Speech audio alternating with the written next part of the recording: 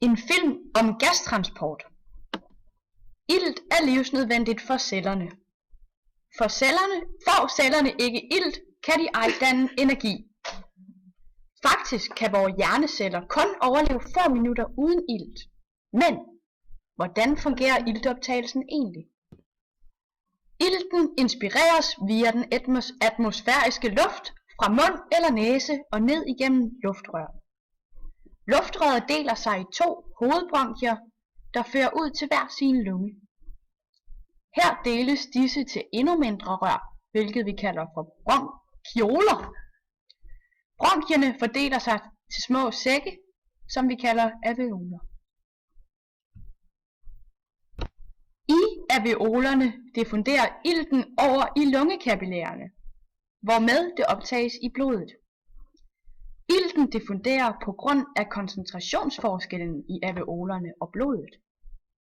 Afstand mellem alveolerne og kapillærerne har også betydning for diffusionen. Erytrocytterne findes i blodet og kaldes de røde blodlegemer.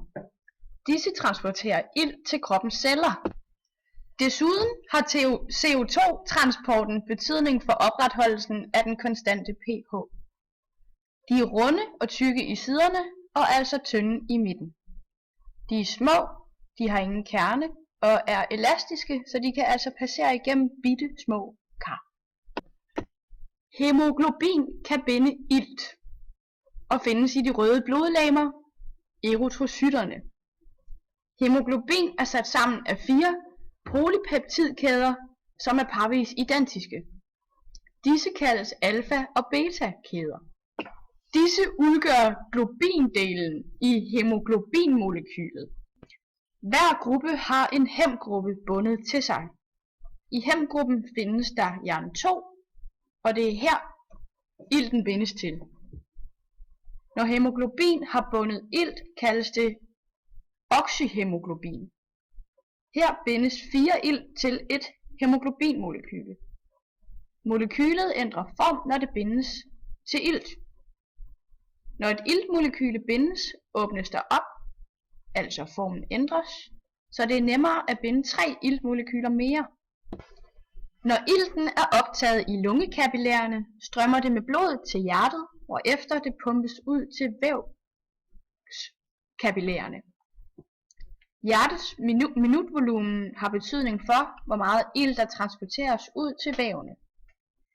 I vævkapillærerne skal ilten fra hæmoglobin og ud til cellerne. Erytrocytterne kan ikke trænge igennem kapillærvæggene og skal derfor skal ilten frigives. Her ændres formen af hæmoglobin igen, så ilten kan klemmes ud.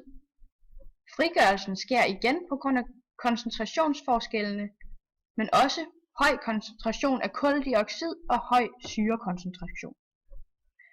Når ilten er afgivet af hæmoglobinmolekylet, vil hæmoglobinmolekylet være deoxygeneret. Når ilten er frigivet, diffunderer den ud i plasma. Her transporteres ilten gennem kapillærvæggen og ind i cellerne. Her bruges ilten af mitokondrierne til at producere energi.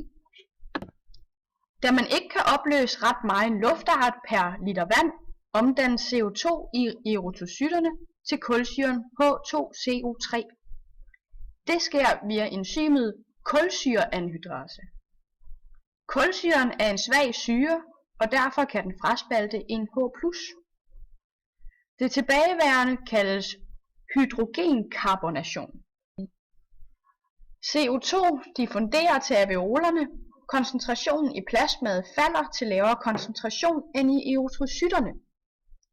Så begynder CO2 at diffundere fra erytrocytterne til plasma og videre til alveolerne. Når CO2 på denne måde forsvinder fra erytrocytterne, vil kulsyre spaltes til CO2 plus H2O.